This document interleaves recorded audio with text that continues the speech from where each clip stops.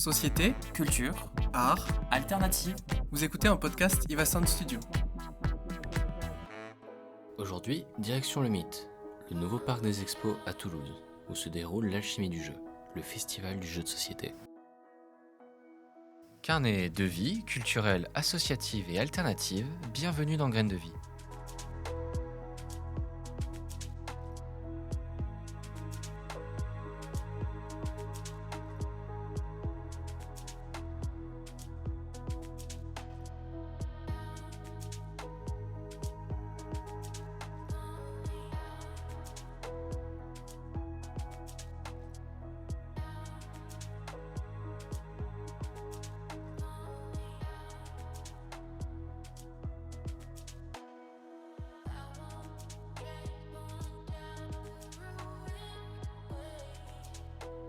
Une fois sur place, nous retrouvons Steve Caston, l'un des co-organisateurs de l'événement, qui va nous parler de la genèse du festival et de ses valeurs.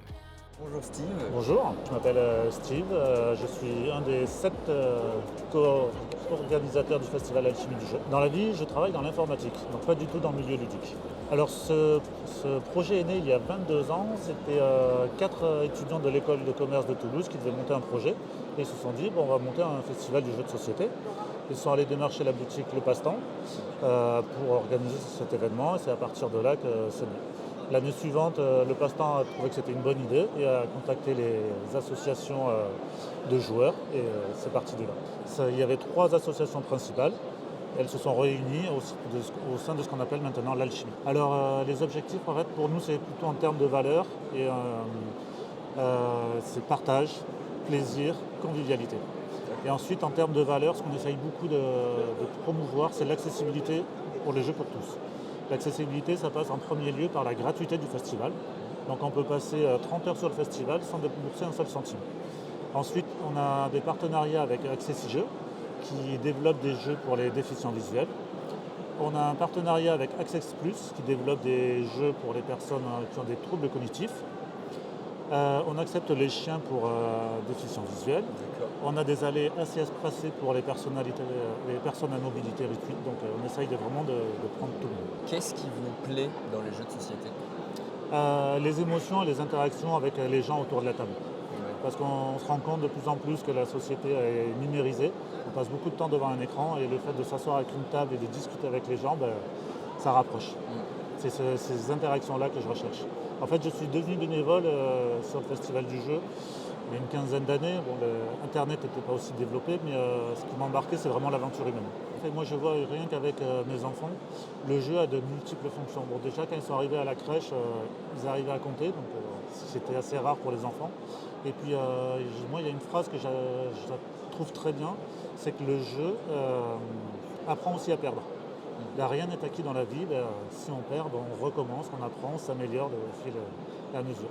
Et puis les jeux, il y a des règles, on les respecte, c'est comme dans la société. Cette année, donc on est 7 au comité. Après, on s'appuie sur une équipe de responsables, dont on doit en avoir une cinquantaine. Et en termes de bénévoles, cette année, je crois qu'on en a plus de 550. D'accord, oui. Okay. On en a fait 100 de plus par rapport à l'année dernière. Les grands défis logistiques, déjà, c'est trouver assez de tables et de chaises. Ensuite, c'est trouver un plan qui satisfasse l'ensemble des espaces du festival parce qu'il y a beaucoup de pôles qui sont représentés.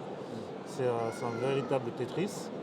Ensuite, en termes financiers, il faut arriver à trouver des ressources parce que nous sommes un festival gratuit, je le répète.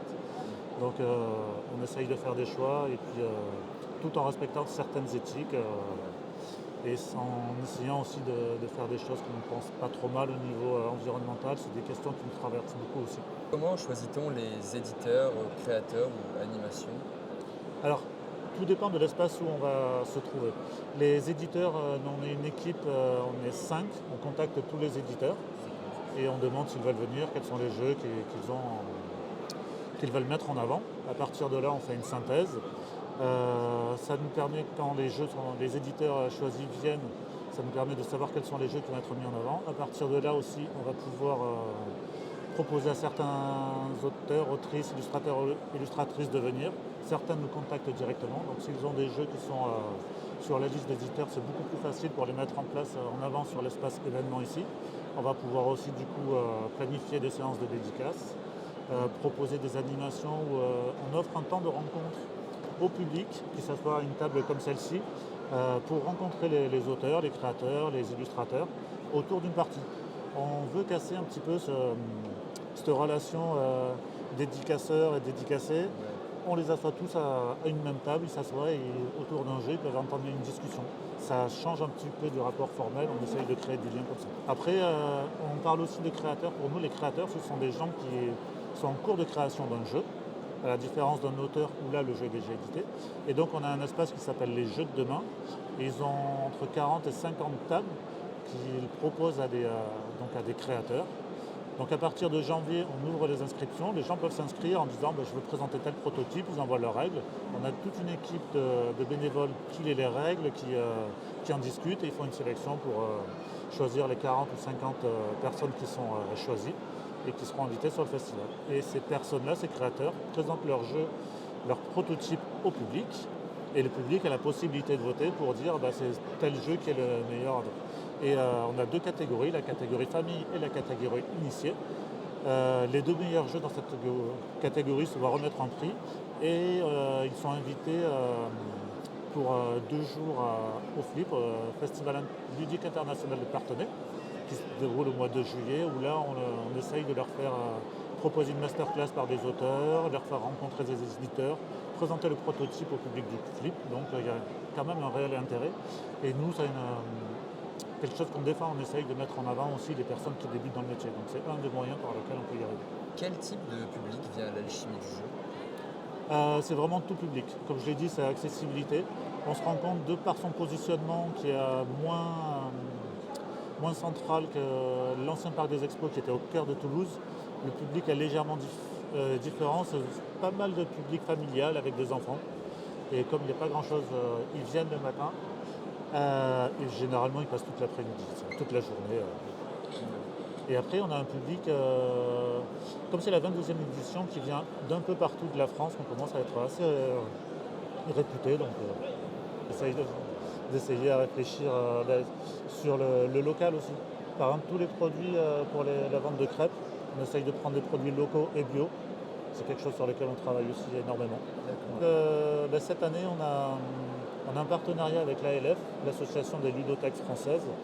Il y a une intervenante qui viendra pour une conférence le samedi matin. Le thème, c'est le jeu comme support d'éducation. Donc ils vont nous apporter leur expertise, parce qu'eux sont très calés en tant que ludothécaires. Voilà. Des associations locales, oui, parce qu'on a plus d'une cinquantaine maintenant d'associations partenaires du festival. Donc on en a pas beaucoup. Dans un peu tout type de secteur en fait. Comment imaginez-vous l'évolution du festival dans les années à venir ? C'est quand même assez dur de se projeter parce qu'on se rend compte que c'est quand même un défi logistique d'année en année. Là, cette année, on a augmenté le festival de 1500 m². Et donc là, on est à 10 000 m² intérieurs et 6 000 m extérieurs.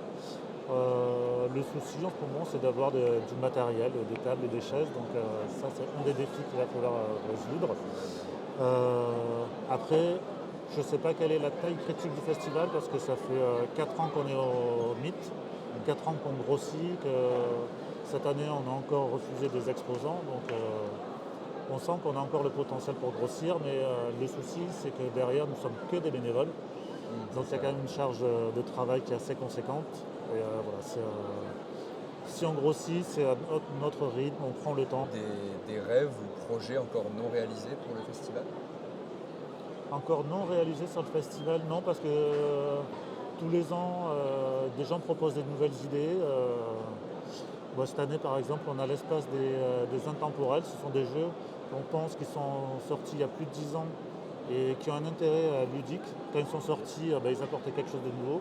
Et on se dit que ces jeux, il faut au moins y avoir joué une fois dans sa vie.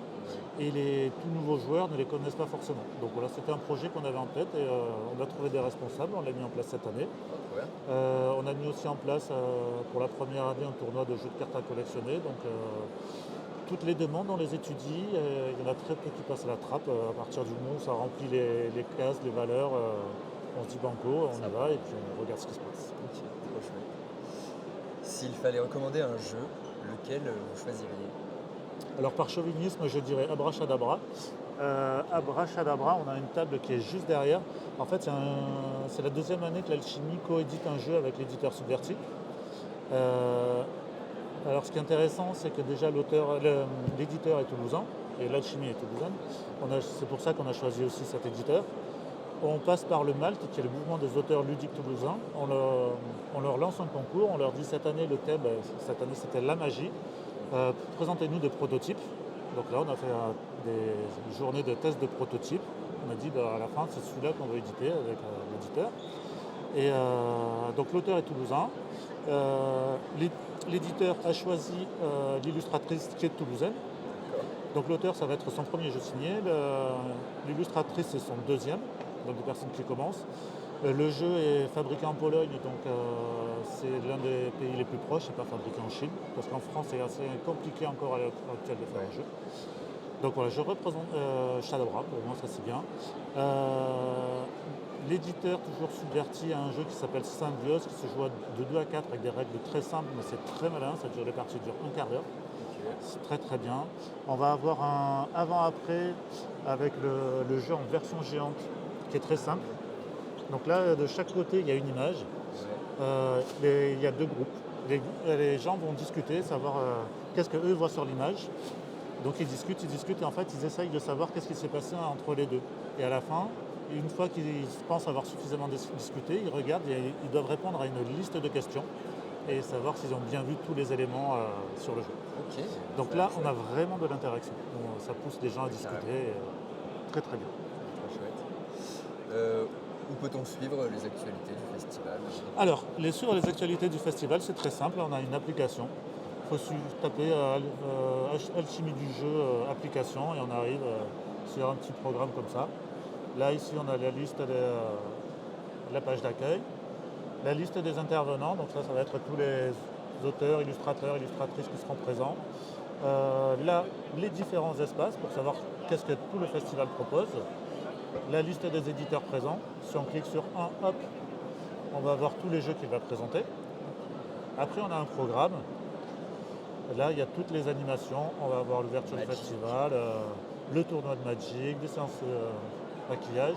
Bien évidemment, par exemple, si je suis intéressé par les dédicaces, je tape dédicaces, hop, et je vais avoir la liste des dédicaces par jeu.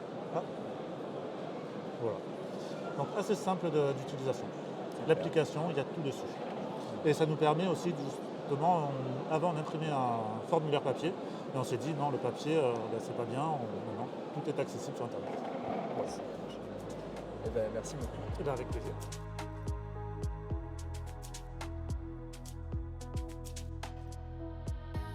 L'Alchimie du jeu attire chaque année des milliers de visiteurs. Pour encadrer et renseigner tout ce beau monde, plus d'une centaine de bénévoles sont mobilisés.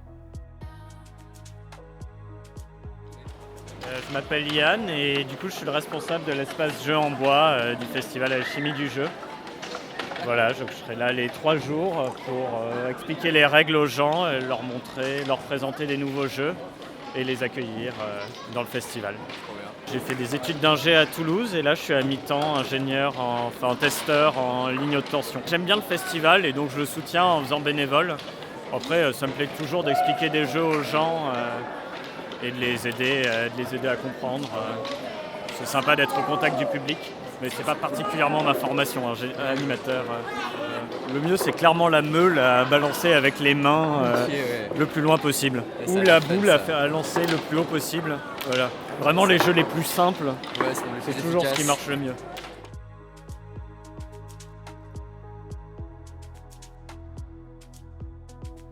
L'Alchimie du jeu est un festival reconnu bien au-delà de la région et de nos frontières.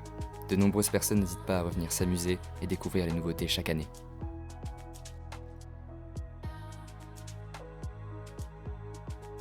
Bonjour. Bonjour, je m'appelle Edith, j'habite à Toulouse depuis 2 ans et c'est la 3e édition de festival Alchimie où je suis bénévole. D'accord. Quelle est ta profession Je bosse dans une asso sur le compostage. D'accord. Quelle est votre mission aujourd'hui? Alors je me suis inscrite sur plusieurs créneaux. J'ai commencé avec la buvette bénévole, ensuite l'accueil bénévole. Là je fais un tour photo, c'est pour ça que je tombe sur vous. Et après, je continue, je fais 2 heures de ludo et 2 heures à nouveau à la buvette bénévole. J'avais fait ça avant et je trouve que c'est pas mal d'accueillir, en fait, dire on est un gros festival et on participe à l'accueil.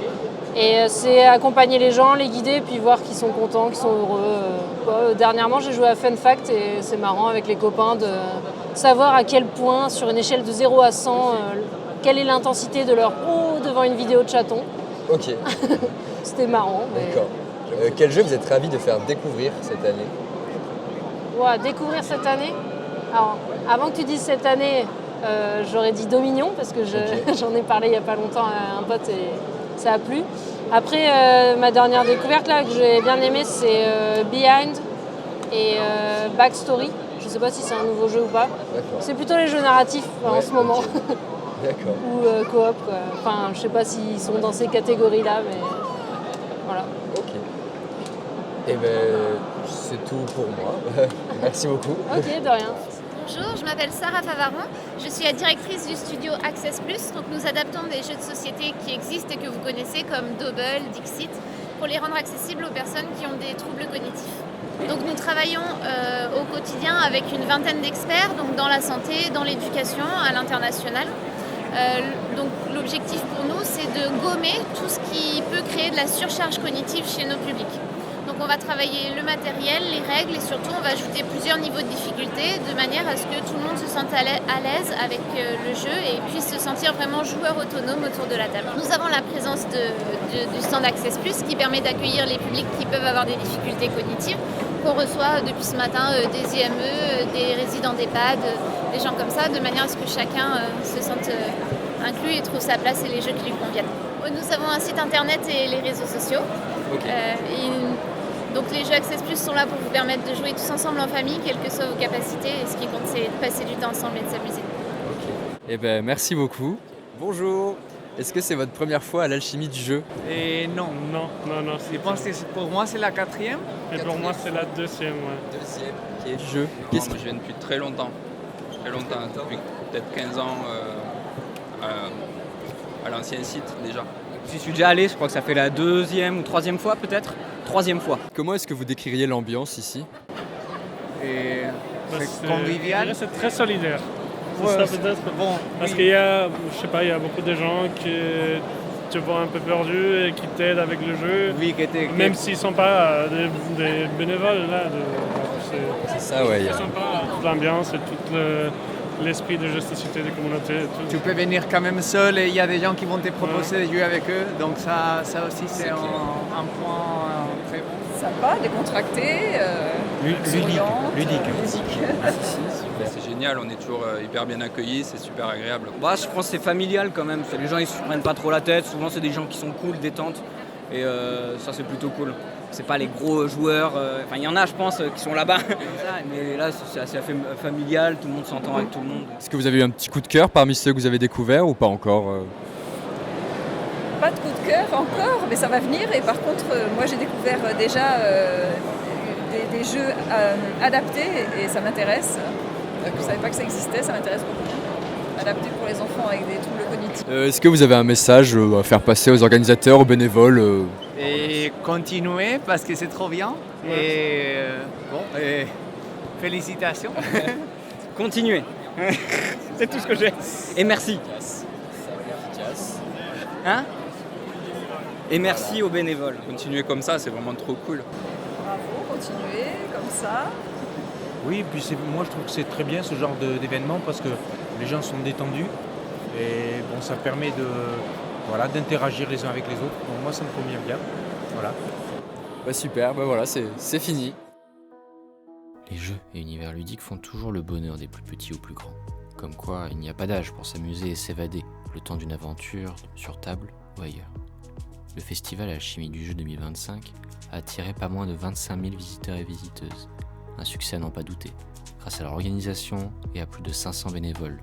Le rendez-vous est pris l'année prochaine pour une nouvelle édition.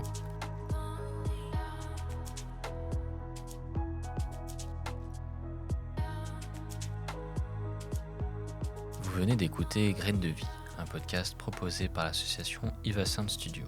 Ce programme est placé sous licence Creative Commons. Attribution, pas de modification, pas d'utilisation commerciale. Retrouvez les autres productions et podcasts sur le site ivasoundstudio.com.